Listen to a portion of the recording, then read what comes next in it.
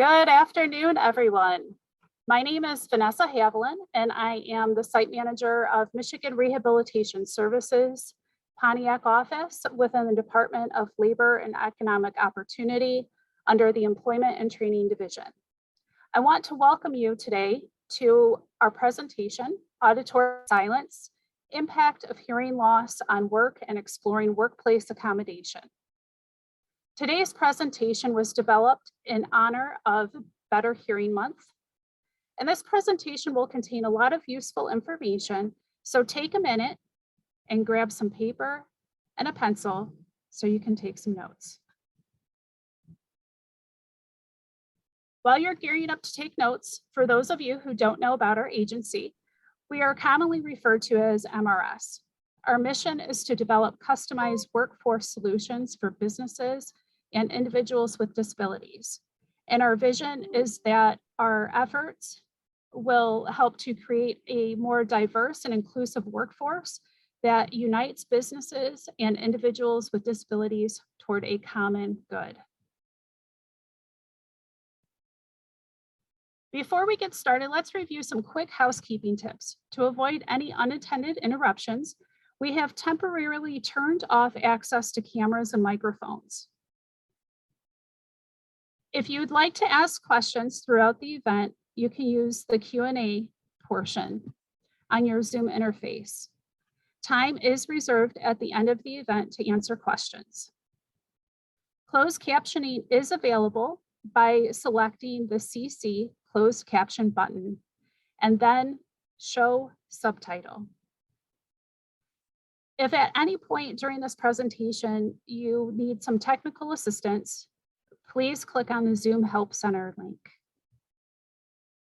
If you do not have a hearing impairment or visual impairment, I would like to challenge you today to use the closed caption feature so that you can experience for yourself using a built-in accessibility feature that's found here on Zoom.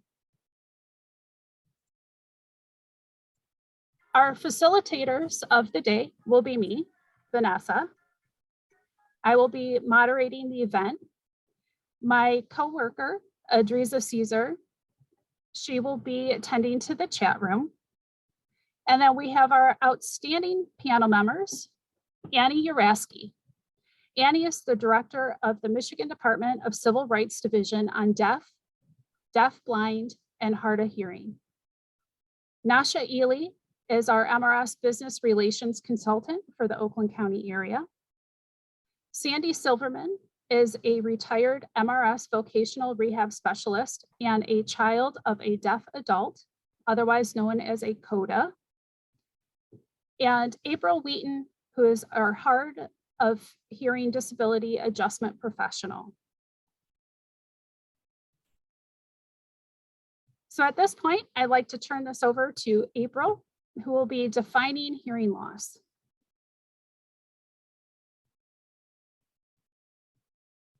I always forget to unmute. Thank you, Vanessa. Yes, my name is April Wheaton, and I do a workshop called The Hidden Impact of Hearing Loss. And this is how we define it in our program. Hearing loss is a communication disorder, and it has tremendous impact on our lives, going much deeper than simply the inability to hear.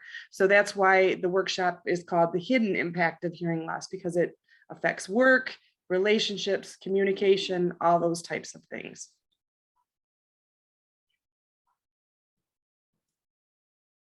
And then, of course, when we're talking about hearing loss, we're talking about individuals who need to use hearing aids. And there's really three different types of hearing loss.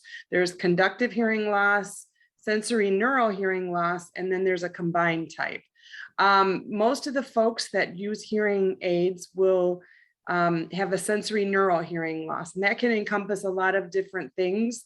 Meniere's disease, losing your hearing because of age, because of genetics. But the key thing with sensory neural hearing loss is that when you have a conductive loss, most children have a conductive hearing loss, and it's most adults that have a sensory neural hearing loss.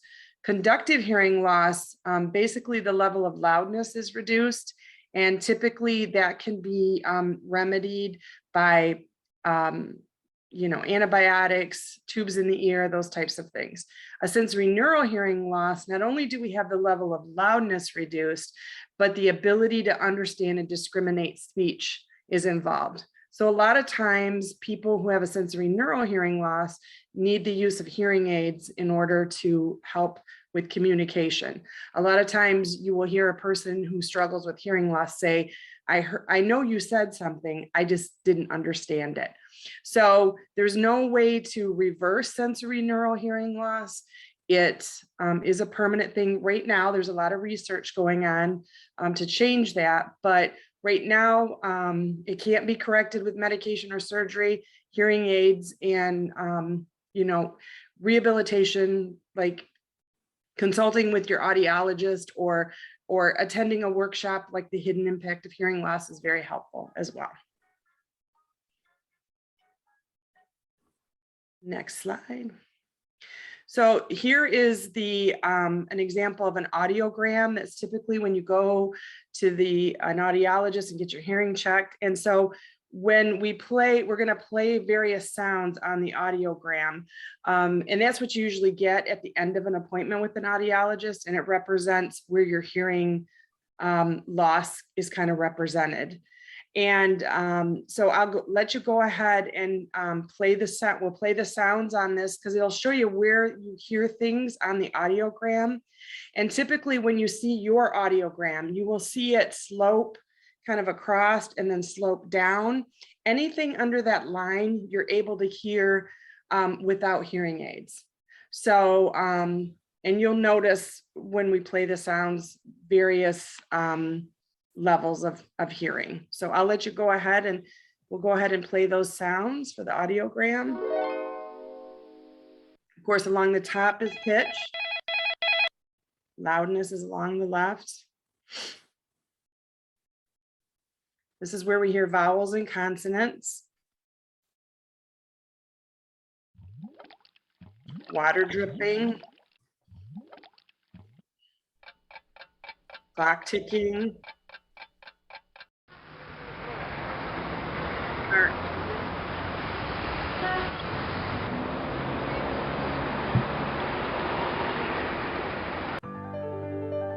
Music.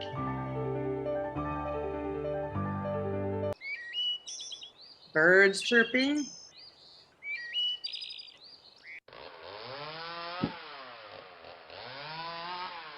Chainsaw. And an airplane engine. So that gives you a general idea of where we hear sounds. And so the first things that a person starts to lose is the dripping water and the ticking and the bird chirping, those types of things. So we'll move on to the next slide. Now this is levels of hearing, and we'll go ahead and play the animation. You're gonna see a straight across kind of boxed identification of different levels of hearing. But in all reality, like I said, when you see your hearing test, you'll see it usually start out straight and then slope down.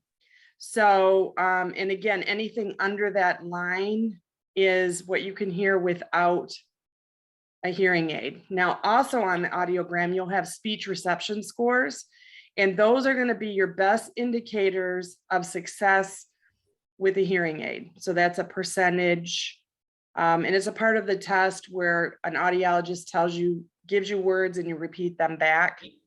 So those are the two things that you kind of want to be concerned of when you're looking at your audiogram, or if you do have a copy of your audiogram, you can look at that. So next slide. And I think I pass it back. Do I pass it back to you, Vanessa? Yes, you do. Thank you so much, April. All right. So now that we've kind of heard a little bit about what hearing loss is, the different ranges, we have a video to share with you that simulates a conversation that takes place in a restaurant. And during this video, it's going to be adjusted to simulate the different levels of hearing loss. And so I will caution you that if you are currently wearing hearing aids, that this may cause some discomfort as your hearing aids are trying to adjust to the different settings. So I do apologize. So if you do experience some discomfort, feel free to turn the volume of your computer down for a little bit. And this is only about a minute long.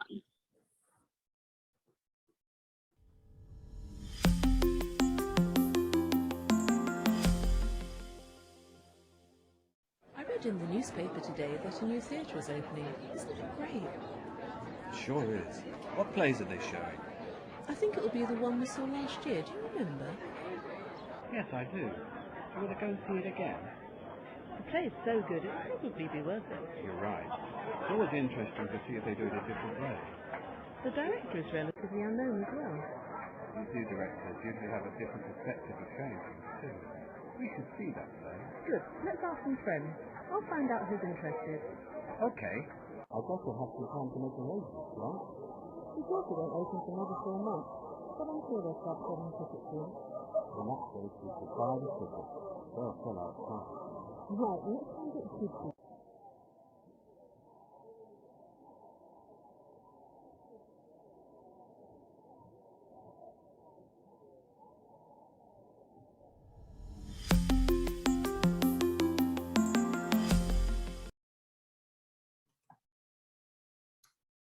Okay, so that definitely puts things into perspective, doesn't it?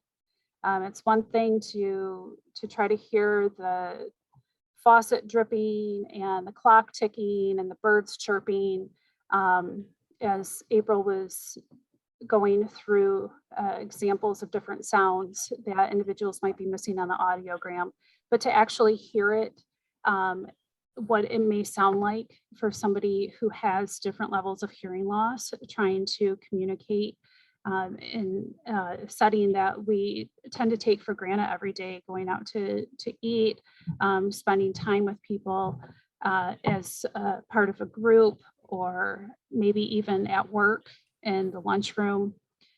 So I think that this really does put into perspective the importance of communicating, right? And understanding somebody's communication needs. So at this point, a lot of us, or some of us, may have heard the term deaf culture. And I'm asking Annie and Sandy to really define what deaf culture is.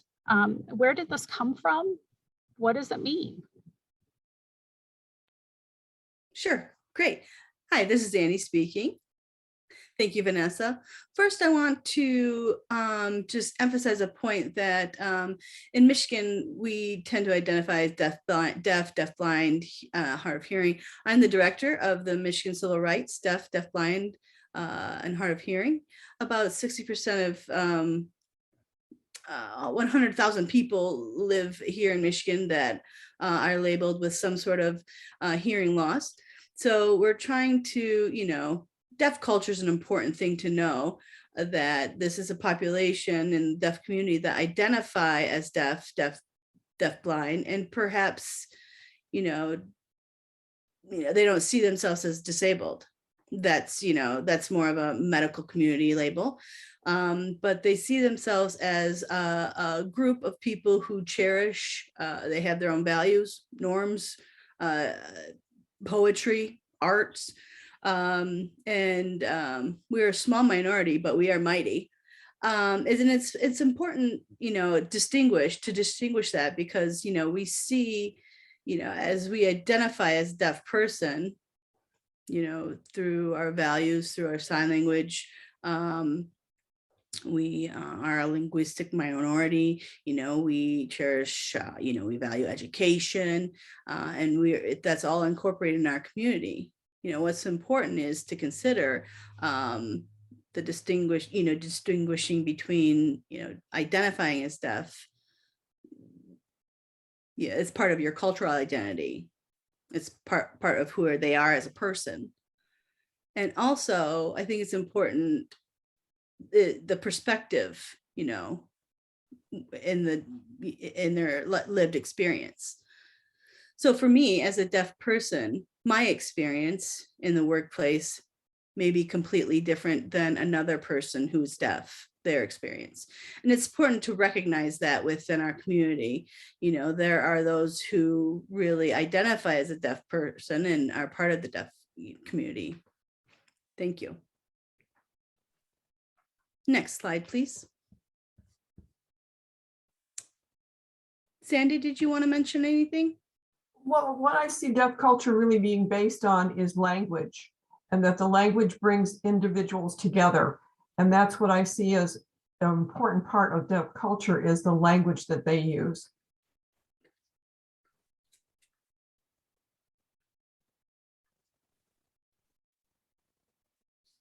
And yes, absolutely. Thank you.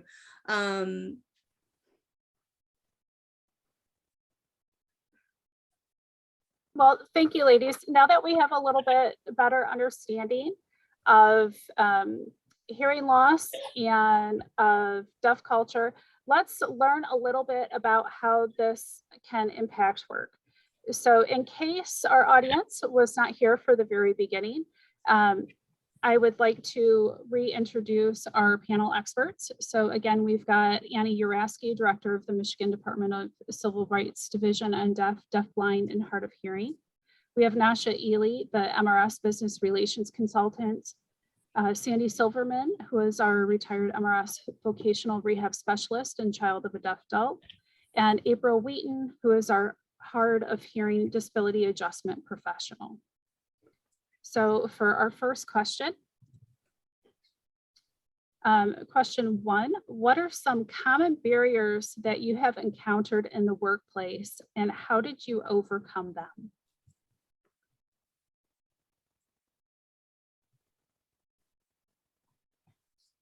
Hi, this is Annie speaking. I'm happy to start. So I think that it's important, based on my experience, how I approach, the situation with coworkers and leadership management. It's important for them not to make assumptions about what's best for me, related to communication tools, what I need, what accommodations I need in the workplace. That means putting me in a place where my perspective, my needs, my experience aren't really seen as primary. A great example would be my experience in the past where, I had a coworker, perhaps, they scheduled a meeting and said, you don't have to go. We don't have anyone to take notes for you. We didn't schedule an interpreter. It's too costly.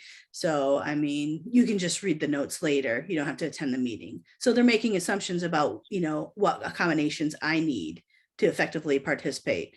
So, that's denying equal respect. And how I tend to overcome those kind of issues is both advocating and educating for my needs. Emphasizing that, it's best to communicate in a way that, bring in an ASL interpreter, just to make sure that, my needs are respected and, it's provides access for communication all around. And advocating for our needs is related to workplace accommodations. A person with disability also needs to have, educate the workplace as well and ask for mutual respect. So that's just really key for me in approaching people who may rely on assumptions. Thank you.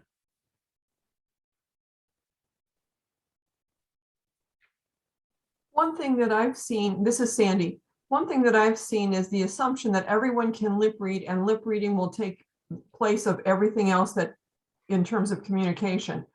And what people don't seem to understand is that everyone speaks a little bit differently, and they may turn their head, they may put their hand over their face, so that it's very difficult for individuals to lip read.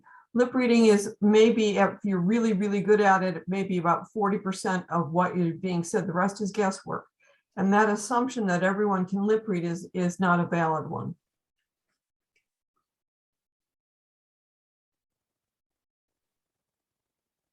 This is April. I'll go ahead and add some things. I know Nasha has some really good points to make too. It's important to understand too that there, like we define, there's a difference between someone who's deaf and the accommodations they need, and someone who has a hearing loss and those types of accommodations they'll need. And also in the workplace, a lot of times I think there's a couple things that happen with the person with hearing loss. First of all, I think people with hearing loss go a long time. The average time is 7 years before getting help. So a lot of times somebody may be experiencing some things before they actually go seek help. And then a lot of times they're afraid to share that with their coworkers. We still have a lot of, I guess you could say, stigma and shame in our society about people with hearing loss. And so a lot of times people will be afraid to share that. And a common misconception about hearing aids is that they return hearing to normal 100%. Like when we get glasses, that returns, our vision pretty much 100%. But when you get hearing aids, it really doesn't return it 100%. There's a lot of other factors that go into place. And in our workshop, The Hidden Impact of Hearing Loss, we share 2 rules for communication. One is a set of rules for individuals with hearing loss. So we ask them to take responsibility for helping others understand how to best communicate with them. And then there's rules for individuals trying to communicate with somebody with hearing loss. So a simple accommodation for an individual might be a mirror behind them or in front of them so they can see people walking up behind them, getting a person's attention before speaking to them. Trying to make sure you don't put your hands in front of your mouth. Like I like to talk with my hands, right? I have to constantly remind myself to keep those away from my mouth because people with hearing loss do put a puzzle together, right? They're taking in what they can hear auditorily, and then they're also looking at context, and they're doing a little bit of lip reading, but that's not the whole picture. So we try to make sure we don't try to talk with food or gum in our mouth, different tidbits like that can be very helpful to a person who has hearing loss, especially in the workplace. And I know Nasha wants to probably add to that as a person that has a hearing loss herself. Thank you, April. Yes, as Vanessa mentioned, I work for the Business Network Division at MRS. I'm also a person that is hard of hearing. Not only I have a diagnosis of Meniere's disease, which April mentioned, and central auditory processing disorder. So the combination has led to, with the Meniere's, a hearing loss. The common barriers that I personally have encountered, and I hear a lot from, when I'm working with various businesses and employees, has to do with the assumptions that people have around someone that is hard of hearing. Annie mentioned the kind of being dismissive, like, oh, you don't have to worry about that meeting. I had a doctor who actually had to do surgeries who always needed to have like preferential seating at meetings. And they would just tell her, you have to sit wherever you can find a spot, which is totally not accommodating. She could hear with her hearing aids, but she did need to be able to see the people who were speaking because it might be full of like 55, 65 people at a time. Because people use different assistive technology devices, such as like FM systems and things like that, sometimes there are assumptions that a person may not be paying attention, like during a training or a meeting, because they are with the FM system, they may have the headphones on. The old school ones used to look like a Sony Walkman with the headphones. The newer ones look much better. But there could be assumptions that the person's listening to music instead of actually listening to what's going on in a training, which is something I experienced actually. And I had to educate the person like, oh no, this is actually a reasonable accommodation. This is an assistive device and this is what it does. Overcoming these barriers and other barriers, whether it is myself personally or when I'm working with an employee in a business, and when I was a counselor working with customer job seekers, is a lot of being your own self-advocate and educating people, like Annie mentioned, and doing it in a way that is honestly graceful, extending grace, because people don't know what they don't know. And even though it can be very tiring to feel like you always have to advocate for yourself, like, oh, every time I go to a meeting, I have to say something about this. Another one is when people are in a room and there's a microphone, you know, when we used to be in rooms, and it looks like we're going back to that.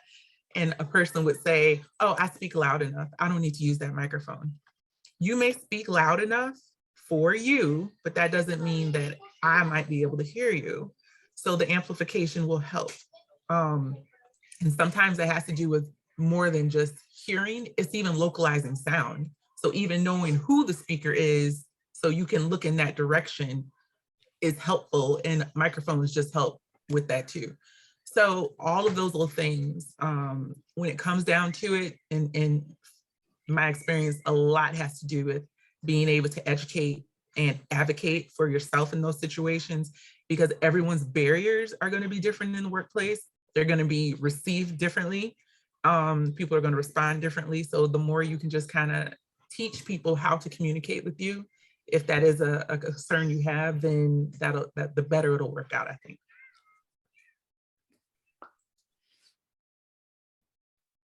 Okay, thank you, ladies. This is Vanessa.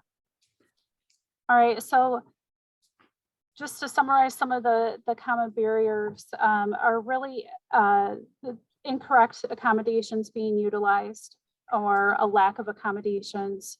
And so that's really leading to being excluded from the work environment. And being able to overcome those is really about educating and advocating, right? Advocating for yourself, educating individuals, right? Like Nasha said, people don't know what they don't know. So as we continue to educate, right, the more you know, the more you grow. So, so that's going to take us into question number 2. So we've already talked about some accommodations, ASL interpreter, and maybe having some mirrors up so you can see people approaching you from behind if you're in a cubicle setting. But what might be some other common accommodations that are used in the workplace? This is Nasha. I can start this off. This will be very, very specific to the person's level of hearing loss, as well as the environment that they're working in. So if you're working in a setting that is a manufacturer setting, the accommodations that you might need are probably going to be totally different than someone who works in an office. But some examples, especially around like safety, could be flashing lights when a smoke alarm goes off or a fire alarm goes off. So a person can visually see it and know what's going on. There are also some people have put programs on computers. So if there is an emergency, it'll flash up on a computer screen so someone can see it right in front of them. We've accommodated in some settings, rearranging an office, not to make it like the best office in the world, but if someone has an office with a door, and typically you walk in and their back is to the door and their workstation is up against the wall, to move the desk around so that the door opens to the person sitting at the desk, and they can see the person coming in as soon as they are opening the door. Cubicle settings can be difficult. April mentioned the mirror. So when someone walks behind them, they can have a mirror and turn around. It can be as simple as putting a sign outside of the cube that says, please get my attention before speaking. You know, all accommodations are not high tech. There's a lot of paper, pencil, really simple things that people can do to accommodate. Safety has come up more recently in the work that I do. When people are deaf, especially when individuals are deaf, and there's like weather concerns or fire concern.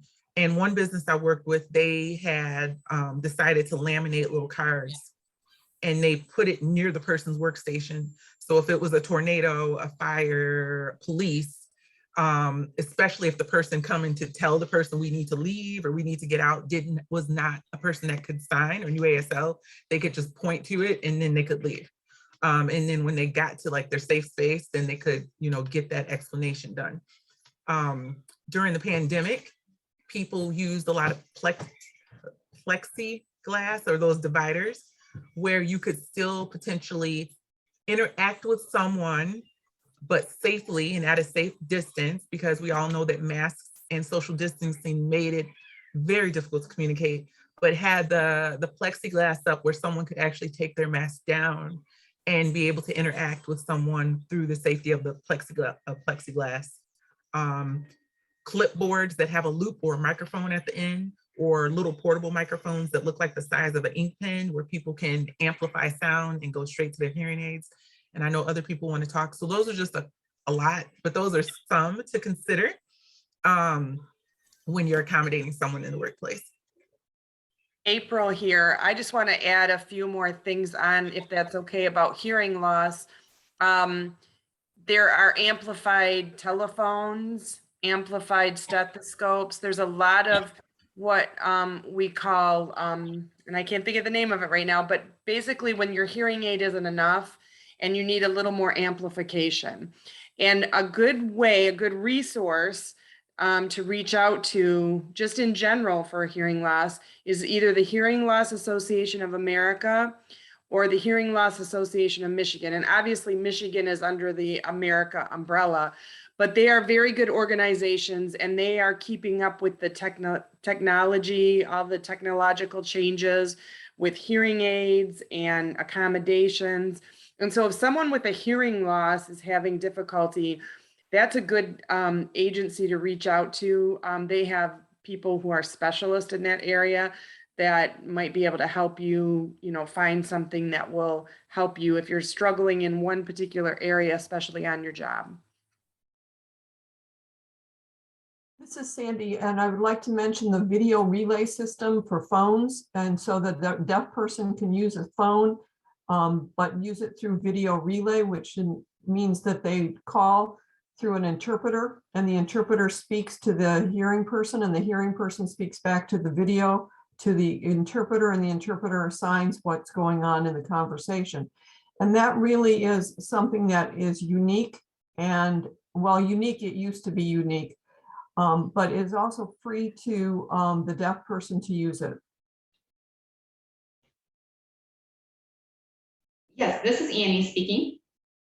I would also like to add a few other things that a deaf person could use that they would really value.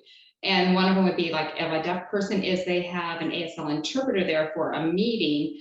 So just as an example, if there was a presentation at this meeting or where a whole team was meeting, maybe there was a PowerPoint and they were using that for the presentation for some kind of training, it would be good for the interpreter to get a copy of that beforehand so that they could prepare for that. And also so that the deaf person maybe could also request a digital copy so that they could be prepared as well. And that way they could focus on what was going on during the training instead of having to look back and forth between the interpreter and the PowerPoints. I've experienced that before, and that could be an accommodation request as well. And also a person who is deaf blind or had low vision, they also would need to prepare ahead of time. So, if there were going to be some kind of meeting like that in the workplace. One of the last things I would also like to mention is that I think it's very critical is that now with the video world that we have, the Zoom and all of that since COVID, you see so much of an increase with working from home and the flexibility of doing virtual meetings. And so I would also like to mention that it's very important that you provide the cart captioning for that, the real-time captioning. And that is what we're using today during this meeting. And so it really is another tool that you could use in this environment. And that's a huge benefit for us. And I would also like to say that if you were a manager and you were gonna maybe review employee accommodations and stuff, you might look at all the options too. Another one would be, it's JAN, Job Accommodation Network. So, and that's the website, it's askjan.org.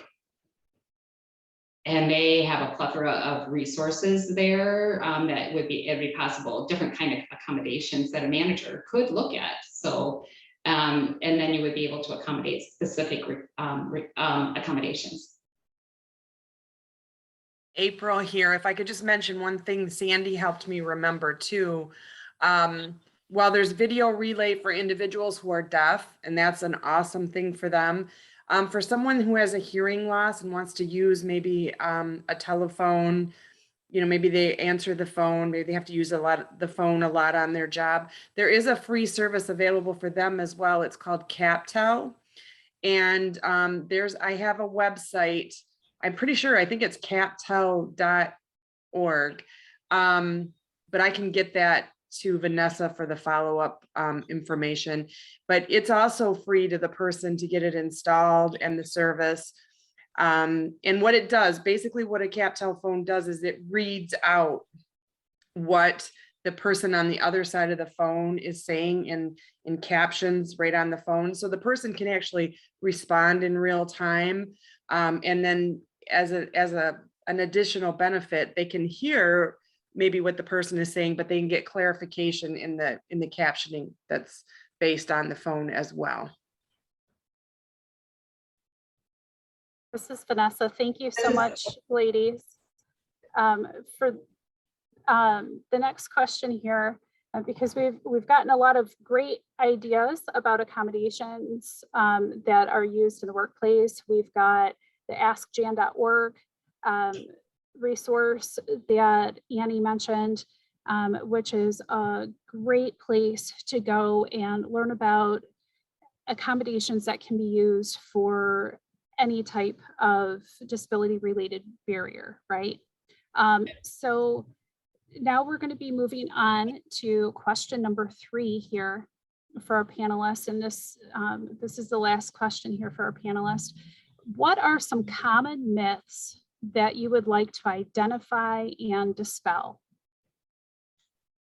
This is Nasha. The first one and the biggest one for me, it goes back to assumptions around when someone is hard hearing, specifically hard hearing, and they request accommodations.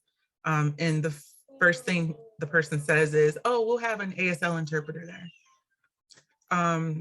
All individuals that are hard of hearing do not utilize American Sign Language. And that a lot of times is the go-to when people think of anyone that has any type of hearing loss.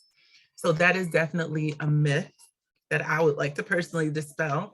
You need to find out what accommodation a person might need and not assume that it's going to be only an ASL interpreter or only one thing or only another. It could be something like the seating preferences.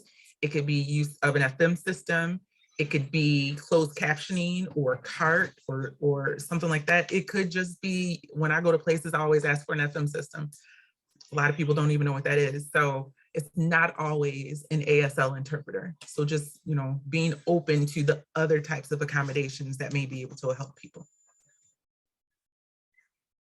I'd like to go back. This is Sandy. I'm sorry, April. I'd like to go back to the assumption that everyone can lip read and that lip reading is not difficult. My husband, when he first met my parents, who were both deaf, over exaggerated in terms of talking to them, and the kids so told me to tell him to quit it because he was talking like this so that they could understand him, and they couldn't understand him because it wasn't clear. And so the lip reading is a skill set that is extremely challenging to master and to use, and the assumption that everyone can lip read is not valid.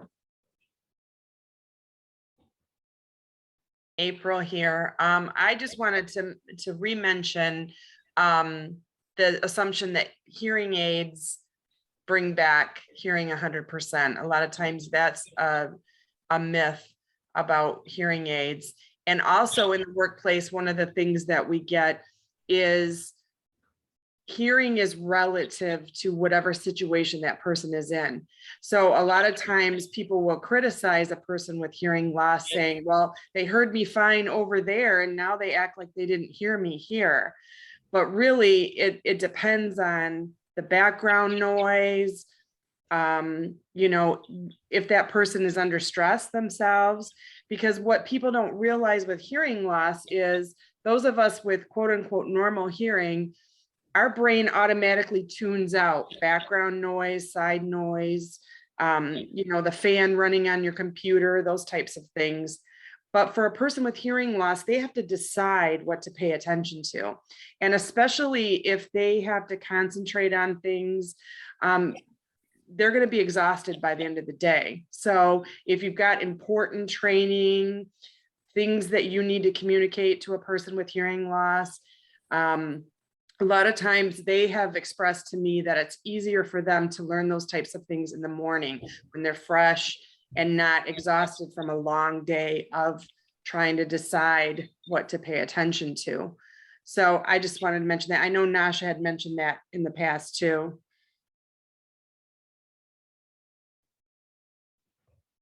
And this is Annie here. This is Annie. I also would like to mention, I know a lot of the panelists mentioned some really good points, but I just want to say that, like, often when people find out that I'm deaf and I'm wearing a hearing aid, and I lip read pretty well, and that's because I'm choosing to, but people often get a little nervous and they overestimate my ability. So they start talking louder and they think that's going to help, but it doesn't. You know, it just distorts the speech. And also, a lot of people make that assumption that if I choose to communicate through ASL, through an interpreter, instead of using my voice, that doesn't mean that I can't communicate or you can't communicate with me. This is the way I'm choosing to communicate at the time. It's one of the tools that I'm using. It doesn't mean that you can't communicate with me, that conversation.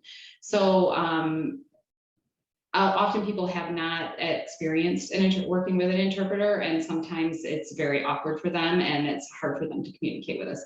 And also going back to that idea about my experience, you know, well, it is different than everybody else and other people in the deaf, blind, or hard of hearing community. So it's really important to remember that all of us, our experience are not a one size fit all. It's up to the individual, and each individual has their own preferences, their own skill sets, their own experiences, and they're bringing all this to the table when they come to work. So it's very critical to recognize that. And it also often happens that, you know, maybe somebody in this, you know, they think that they're having this great experience and they, you know, with this deaf person, and then they hire somebody else who is deaf or hard of hearing, then they assume that it's going to be the exact same experience and the exact same needs, and that's not true. So I think, thank you for letting me say that.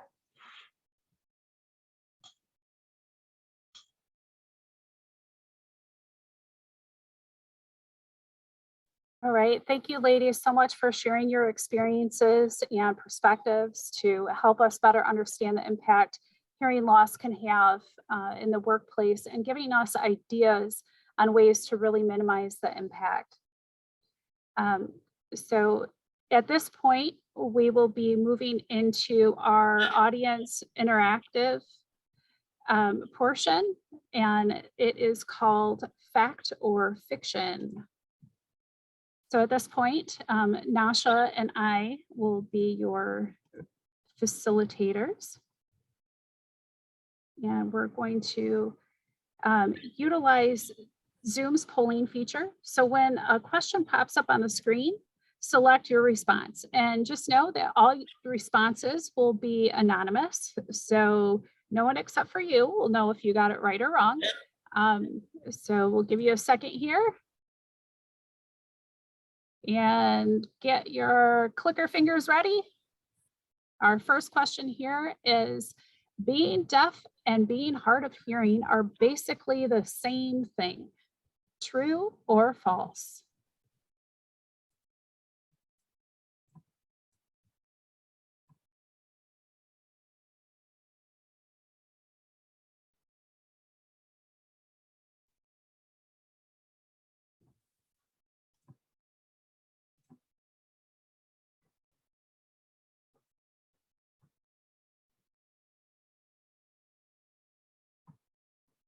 Nasha, what's the answer? The answer is false. So being deaf and hard of hearing are not the same.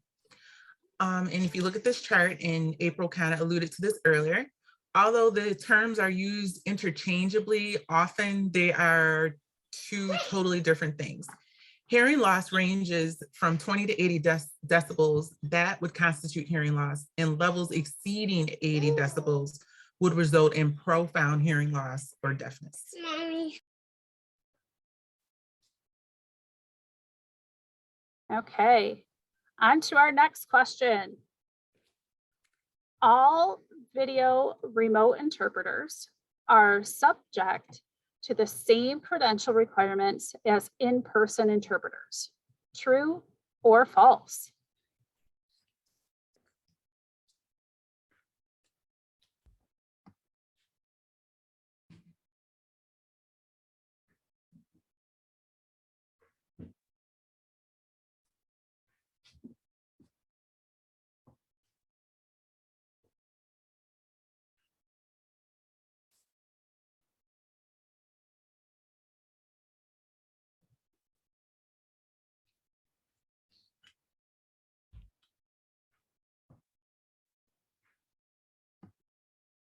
Okay, Nasha, tell us the answer.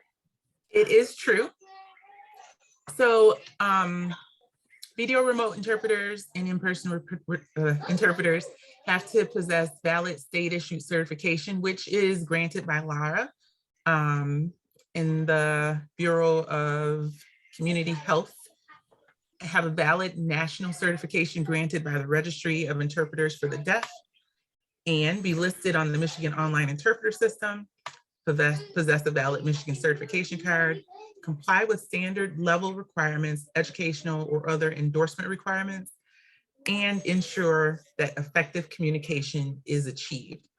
So being an interpreter at all levels is not just, oh, I want to do this. There's education, training, certification, and all these registrations that go along with it. All right, so on to our third question. So far, y'all are doing a great job. Most of you are getting these correct. That's fantastic. But I don't know who is. So question 3 here. He heard my coworker who speaks more softly than I do. Why didn't he answer me? Is it because he doesn't like me? My speech pattern is different, not as clear, or at a pitch that is difficult for the person to hear me. I will always have to speak loudly and repeat myself. I will need to ask for clarification that he understood me. All of the above are possible. None of the above are true, or it's his issue, not mine. Everybody loves me and I'm a good communicator. What do you think? What's the answer?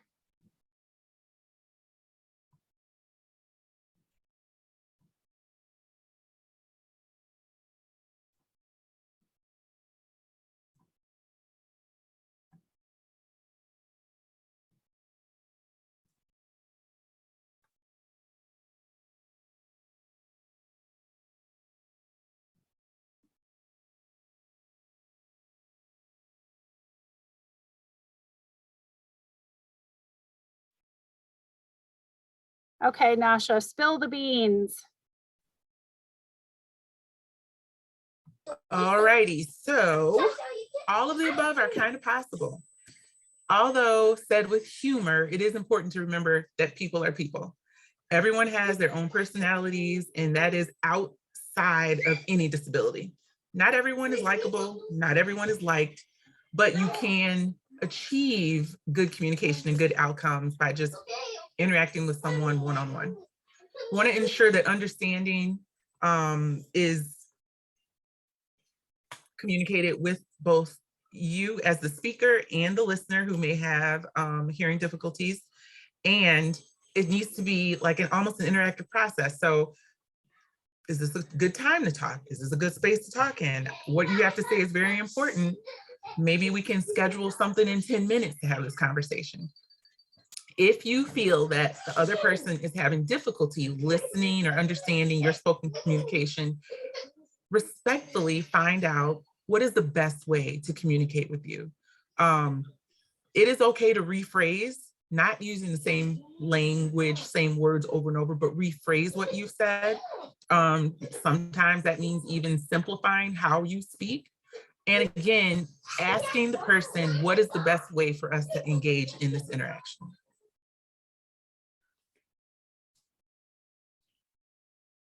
Okay, on to the next question.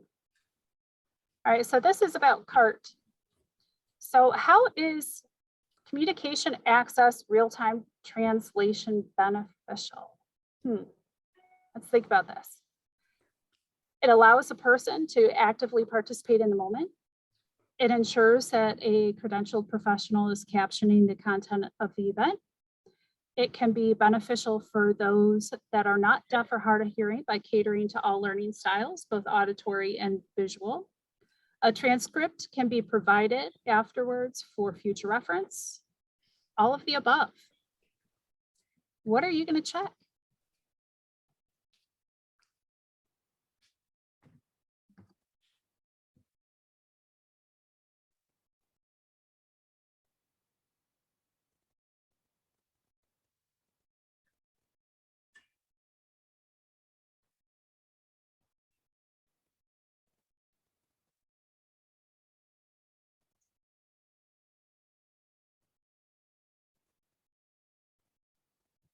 Okay, let's see those answers. Nasha. Great job. It is all of the above. So with CART, that stands for Communication Access Real-Time Translation, a service in which a certified CART provider listens to speech and then instantaneously translates that speech into text. Usually it's done on a large screen. It can sometimes be done electronically, like virtually in this type of setting, so that people can read along with what is being said. It can be done small or large settings, mobile access, conference screens, small groups, remote captioning, and the like.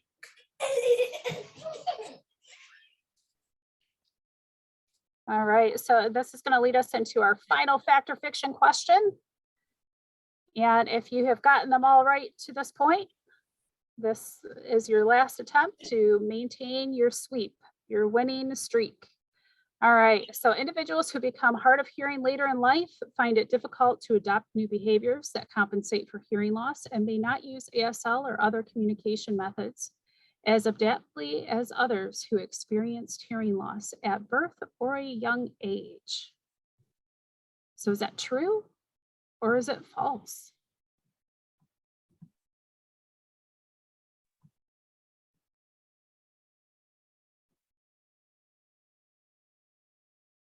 Okay, let's see that answer.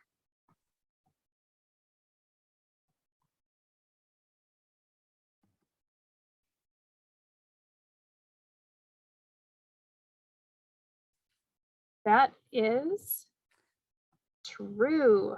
So good job, guys.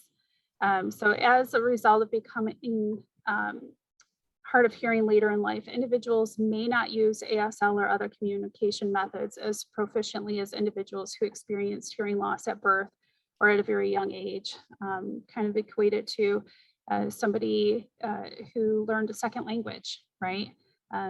If you learn a second language earlier in life, it typically is easier, right? So at this point, we're going to share some takeaways that the panelists have for you. So today, moving on to the next slide here, don't assume that you heard or that you were heard or that you were understood. You know, seek out other input when you're conversing. So asking somebody if they understood what you said, or asking to repeat the theme of your conversation to make sure that somebody has the understanding of what you were trying to communicate with them. Get somebody's attention before speaking. Ask how to facilitate a conversation. Rephrase if you're not being understood. Never shout to a person. Just speak in a normal tone and be patient if the response is slow. Talk directly to the person. And then we do have some resources that we're going to post in the chat. We do have about 4 minutes here for some Q&As that were posted that we want to make sure that we answer live. So I will let Adriza post those at this time. Go ahead and ask away.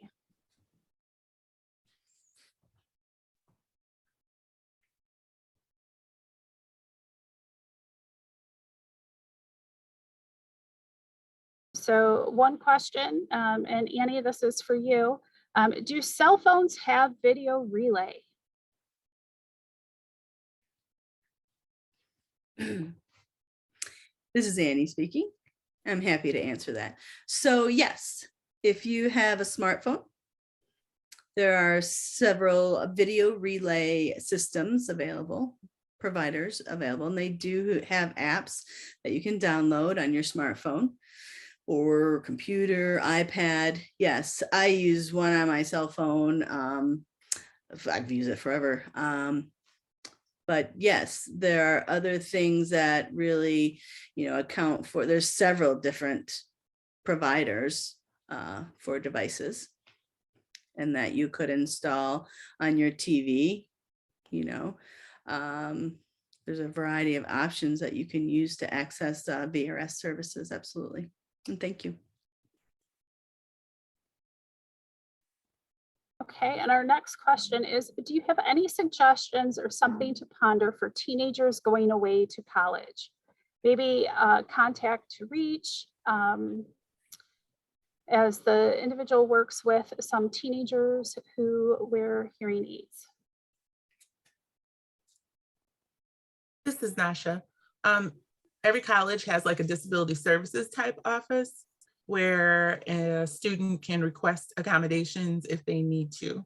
So I guess my first suggestion would be to reach out to see what, if any, accommodations they may need to be successful while they're in college.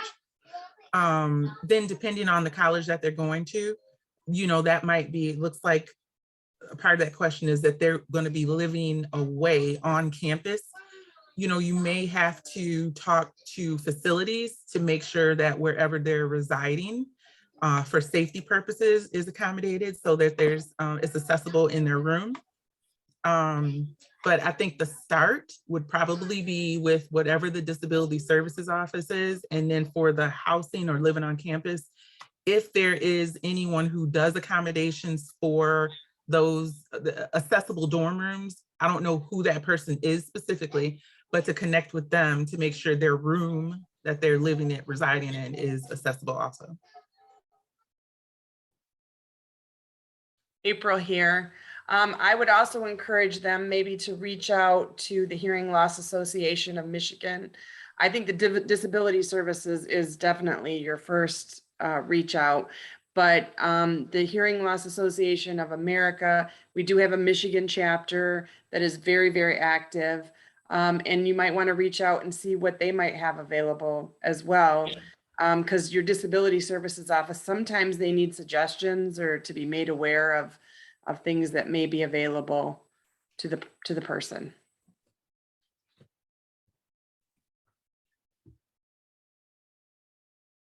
All right, thank you everyone so much for your contributions today. We really appreciate it. I know that I've learned a lot today. I'm sure that our audience members have learned a lot as well. It is now 2:59, so we are concluding our presentation. The list of resources here will be provided to you in a follow-up email that you will receive. And then next slide, please. If you are an individual who is experiencing communication barriers at work and want to request a workplace accommodation, then we are here to help. If you are a job seeker that's not sure about how to request an accommodation during the interview process or the application process, please know that we are also here to help with that. Next slide. If you are a business who is seeking more information on how to offer accommodations and accommodation solutions for your employees, you can also reach out to us. And you can do so through, next slide, please, our michigan.gov/MRS. That website has links for both individuals as well as businesses who are looking to receive some assistance from our agency. So at this point, this concludes our presentation for today. Thank you everyone so much for attending. We hope to see you next time.